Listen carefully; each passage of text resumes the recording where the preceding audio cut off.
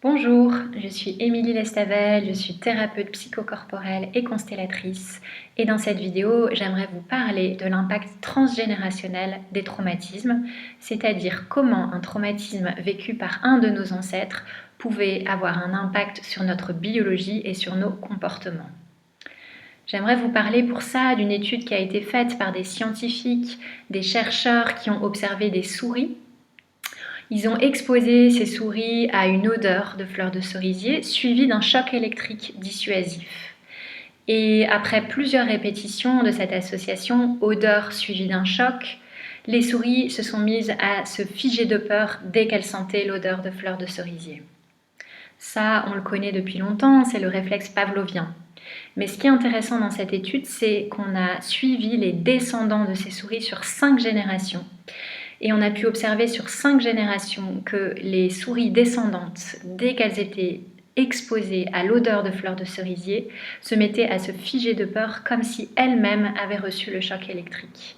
Et quand on les soumettait à d'autres odeurs, il n'y avait pas de réaction particulière.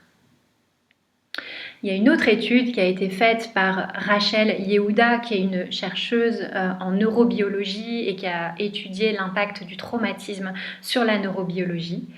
Et Rachel Yehuda a montré que des enfants de rescapés de la Shoah montraient des marqueurs d'anxiété et des taux de cortisol beaucoup plus élevés que des enfants de juifs qui n'ont pas été exposés à la Shoah et qui ont émigré aux États-Unis.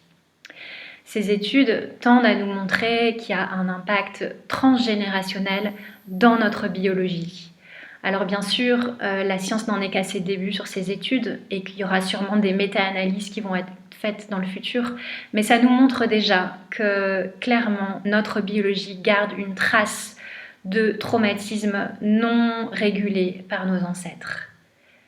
La bonne nouvelle, c'est qu'on peut aussi se libérer de cette charge traumatique, s'alléger de ces poids dépassés, et c'est ce que proposent entre autres les constellations. Voilà, j'avais envie de vous parler de cela, même si je ne suis pas scientifique, même si je ne suis pas experte en épigénétique. J'espère que ça vous a intéressé. N'hésitez pas à me poser des questions et je vous dis à très bientôt.